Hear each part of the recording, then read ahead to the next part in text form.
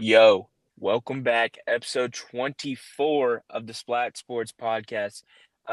Yes, I am in a car right now. I'm in the middle of Cincinnati recording this because I'm about that grind.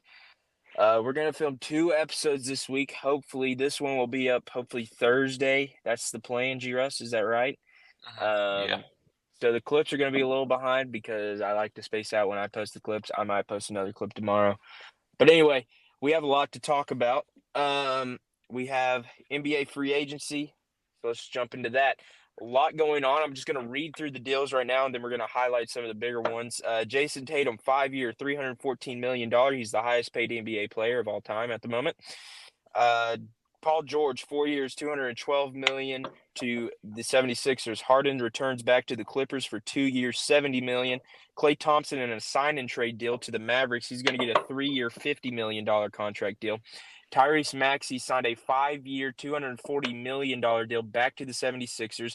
Hardenstein signed a 3-year, $87 million deal with the Thunder. Chris Paul got released and signed with the Spurs. The contract details weren't released on that, or I couldn't find them. Tobias Harris went to the Pistons for $56 million deals. Derek White went back to the Celtics for a 4-year, $109 million deal, if I believe that's correct. And Donovan Mitchell re-signed with the Cavs. 3 years, three 3 years. year, $152.3 million deal. There's a bunch more deals that have happened today. Also, a lot of trades.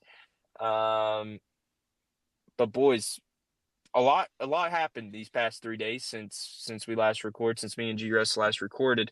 Um, so let's highlight some of the bigger ones. The first one is Paul George to the 76ers, along with Tyrese Maxey back to the 76ers. 76ers, they were rumored to possibly get Paul George.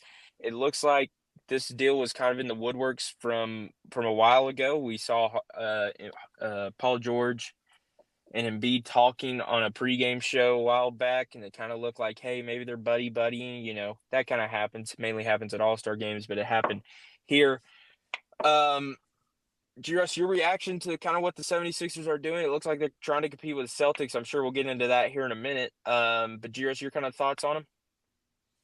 Yeah, it was very clear from the start of free agency that they were going to try to make the big three. They extended Maxey, they signed Paul George.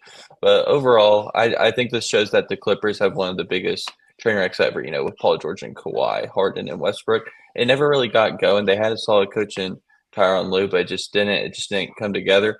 I think this will be a great fit for Paul George and Joel Embiid, especially in the postseason if they can stay healthy. Maxey showed that he's an up and coming superstar, and I think that the 76ers will be a force in the East. There you go. Barrett, your thoughts on this deal? I mean, yeah, six like Grant said, Sixers got their guy in Paul George. He's kind of a veteran player now in this league. He's been around a time or two, made some playoff runs. He's got experience, and that's kind of what the Sixers lack. They have had a lack of, going deep into the playoffs. I think Paul George can kind of bring some veteran experience to that team, along with also he's a very good player as well. So I think it's a good move for the Sixers. I think they're, hopefully if it all goes to how they hope it will, I think they'll be a pretty good team next year. So, yeah, there you go. That's the 76ers, like I said, loaded up to face really challenge the Celtics, especially in the East. I think that this team's going to be pretty good, but I think they don't have any postseason experience. Let's be honest. Embiid hasn't done anything in the postseason. He hasn't really had the help. The process fell apart multiple times, and here we are. So I kind of feel like this is a last resort for the 76ers, in my opinion. They're throwing everything and seeing what sticks. So that's the 76ers. Now we go to the Clippers. Paul George left them, but Harden resigns 2 year, $70 million deal. Russell Westbrook also exercised his player option, so he will be returning there. Now you have Kawhi, Harden, and Westbrook. Um, they're they're still going to be formidable in the West, but I don't think they're going to be as good as they were. Definitely going to struggle without Paul George. I think Paul George was a big piece of why this team was successful, even though at times, yes, he battled injury. Kawhi has been injured mostly throughout his time in LA. So here we are. The Clippers are going to be an exciting team. but I don't think that they're going to be able to compete with the others in the West. Barrett, your thoughts on the Clippers? I completely agree. They were a good team last year, obviously being the fourth seed in the West. But like Hunter said, they lose arguably their best player in Paul George. So how are they going to respond? I think Harden's going to have to be a little bit more aggressive, kind of try to play similar to how he did in Houston. I know he's not going to put up those numbers, but he's going to have to look to take up some of the more of the scoring slack, and they're going to need their role players to step up as well to fill in that Paul George void that they're missing. But obviously, I think they're still going to be a playoff team. I think they'll still be a solid team if they stay healthy, and that's kind of been a big question point for this Clippers team the past couple of years. So there you go. GRS, you got anything on that, or do you just want to move on? Oh, I agree with what Barrett said. All right, there you go. And then finally, the Cavaliers re-signed Donovan Mitchell. Is kind of rumored, hey, maybe the Lakers will go after Mitchell. Maybe Mitchell will go to another team. Did not happen. Mitchell re-signs $152.3 million. Cavaliers kind of loading up yet again. We talked about them last week. They said they weren't going to trade any of their pieces or let go of any of their pieces. Here they are, new head coach and Kenny Atkinson. Juris, your thoughts on the Cavaliers? I think that it'll be interesting to see how Atkinson uses Mitchell with Garland because their last coach did not use them together very well. Obviously, Atkinson was under Steve Kerr. He knows how the space guards to get people open threes, and hopefully he can use Mitchell to get matchups they like and attack based on him. I don't think this team could make a finals run necessarily just because the East just got so much better already this offseason and it's been 2 days. But I do think that the Cavs could make some noise. I don't see them making a finals run by that, but I think they could do an upset or two in the playoffs. Sorry, I had to get the lights back on in here. But yeah, that is the Cavaliers. There you go. Moving on to the next slide. Here we go. Even more NBA free agency because that's what we talk about. We're going to talk about my Celtics. Won the NBA championship. They're also going for sale soon. I believe their majority stake or stakes of the team are going up for sale soon. They re-signed Jason Tatum, 5 years, $314 million. Like I said, highest paid player in NBA history. Well deserved, in my opinion. $314 million, maybe not deserved, but definitely deserved that he got that payday. And they also re-signed Derek White to a $109 million deal. I believe it's on 4 years as well. Barrett, we kind of talked about this. Are they going to be the next dynasty for the couple years before the luxury tax hits? As of now, I'll go ahead and say yes, just because I really don't see anyone. Maybe the Thunder, if the Thunder kind of develop the way that people kind of maybe expect them to. But as of now, it's the Celtics. They've got such a good core, not just of stars, but really role players. The role players really complement guys like Tatum and Brown really well.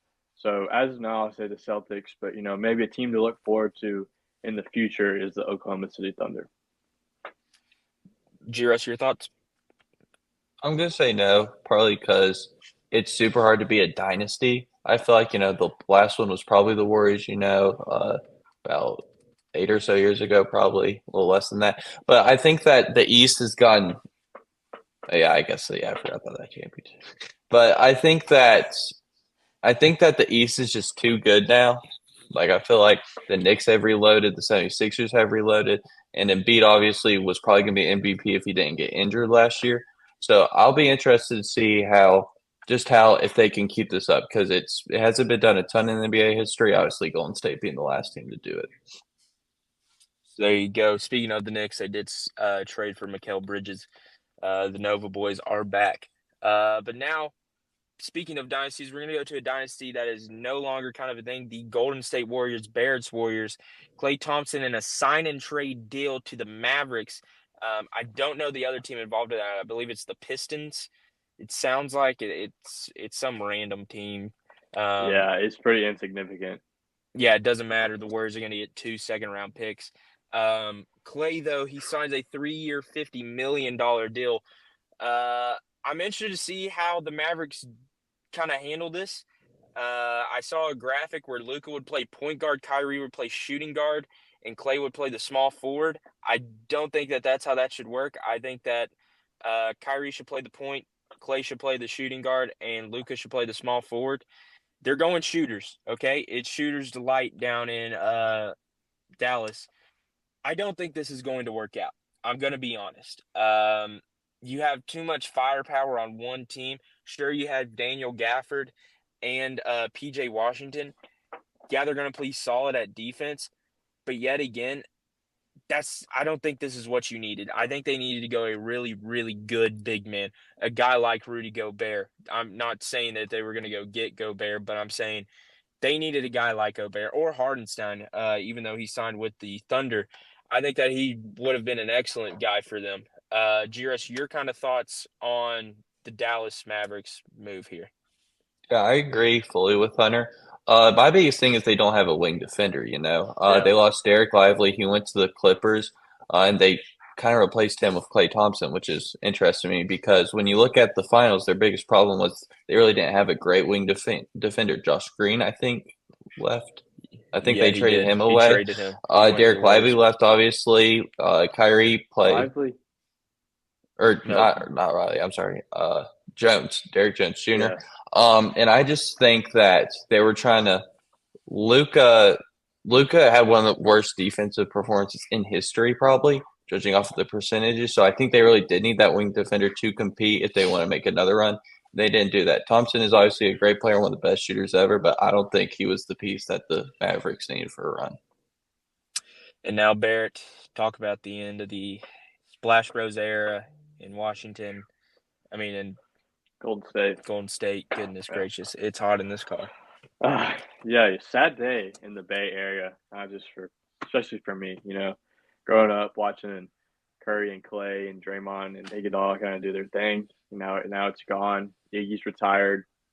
Clay's on the Mavericks. Curry and Draymond don't have a lot of time left. You know, you hate to see it, but I think it was, it was time. It's time to pass the baton to someone else, and so we'll see who takes that. But talking about the Mavericks situation and Clay fitting in, I agree with Grant. I think they should have gone. I think they should have gone for more of a wing defender as well, just to really because such Luka and really Kyrie. Kyrie's not a great defender either. Luka is obviously such a liability on defense. We saw that in the playoffs. They need someone to at least come off the bench or go alongside with them just to kind of pick up the slack, I guess, so on the defensive end. And Hunter argued that they needed a rim protector. I don't think they did. Derek Lively had a really good rookie season. He's a pretty good rim protector. Gafford's pretty solid rim protector as well. I think, they should have used their money instead of trying to add more offensive firepower, going for the defensive end because, fortunately Clay with those two really, really significant injuries, he's lost a step on his defensive end. So, yeah. Yeah, Derek White probably would have been a good pickup for them if they Derek really White would have wanted been to a go. great fit. Yeah, it would have been fantastic, but it sadly did not happen. But Klay Thompson was rumored to possibly go to the Lakers. His dad played there, but in the NBA draft, if we can switch to that. There we go. Look at that. That was supposed to be a smooth transition. It was not. We were trying The to say. Lakers took probably the steal of the draft. Our boy, Dalton Connect, went 17th overall. He slid because of his age. I don't really see how age is a problem in the NBA. You're taking your chance on an 18-year-old guy that has not proven anything. Okay, let's be real here. The overtime elite guys, yeah, they play in a tough league.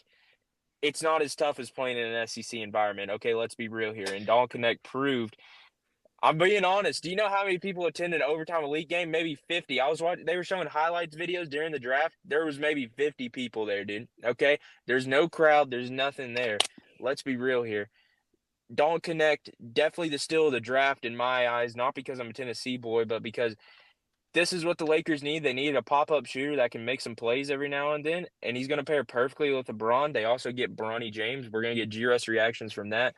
The rest of the draft, though, absolutely abysmal. Let's be honest here. There was nobody. There was time. The first maybe 3 picks, besides Reed Shepard, I was like, who are these Frenchmen?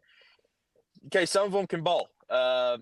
Alex Sarr, Yeah, Duke can he's ball. good. He's good. Duke can ball. Very good defensive player. I like the pick by Washington.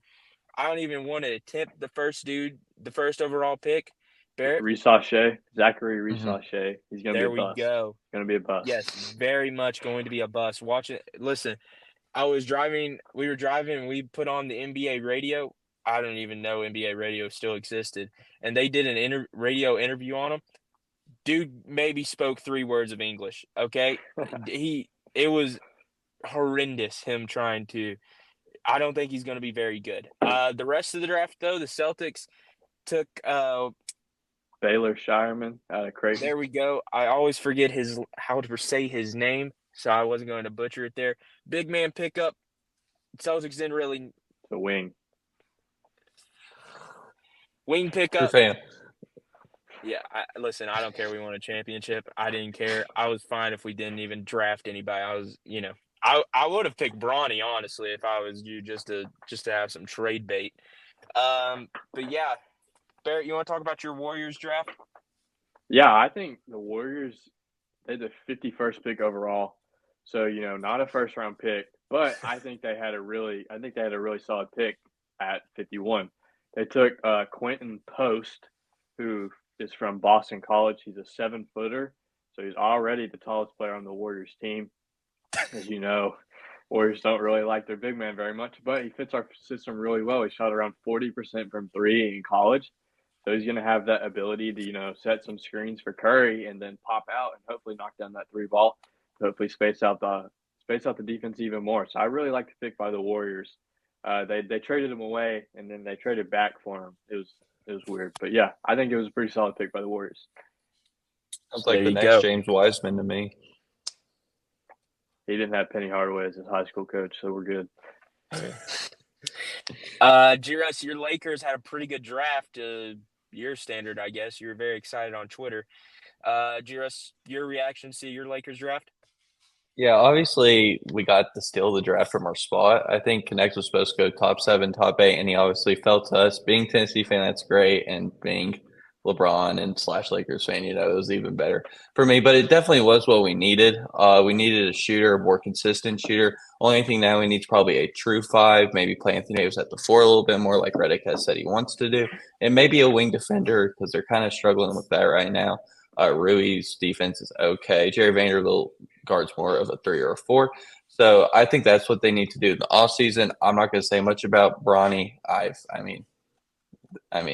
heard enough about him honestly right now. So Lakers overall had a good draft. Their first pick was definitely very crucial to see what they could get, even though this is a weaker draft. And overall, it was definitely, I think, still the draft. There you go. Bronny James didn't sign a 2-way contract either. Signed an NBA contract. Very rare for second-round picks. Barrett, your kind of reaction to that? Yeah, that's ridiculous. I'm sorry. I don't understand the hate that Bronny gets. I really don't. Like, I'm rooting for the kid, honestly, and that's just coming from a guy who's not the biggest LeBron fan. But I think he gets a lot of unnecessary hate that he kind of, doesn't deserve. It's not his fault. His dad's LeBron, but him being the 55th pick, who averaged like 4 points a game in college, 2 rebounds and 2 assists. Come on, man. Like, just sign him as a free agent. Like, there's someone out there who probably was expecting to have their name called, had their family there in their living room, and they don't get picked because of Bronny and his dad. Like, come on, man. No disrespect to Bronny. I'm sure he'll have a very long and prosperous career in the National Basketball Association, but just at least sign him as like a summer league player or something, man. That's all I gotta say.